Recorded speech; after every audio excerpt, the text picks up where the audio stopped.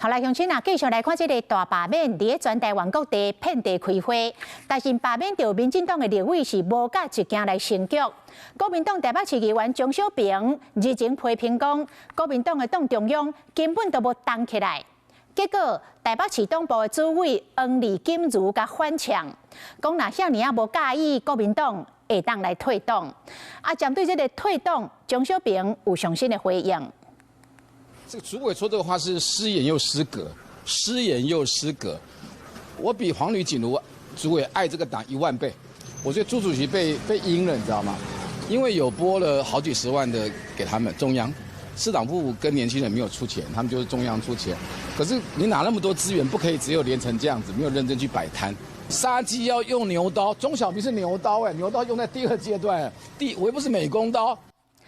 张小平透露讲，其实国民党的党中央有拨50万的经费协助罢免，但是想袂到惨，第1阶段拢无法度达成目标。Hello， 我是林仙怡，想要抢先掌握最及时的新闻资讯吗？赶快订阅、按赞、开启小铃铛，锁定华视新闻 YouTube 频道。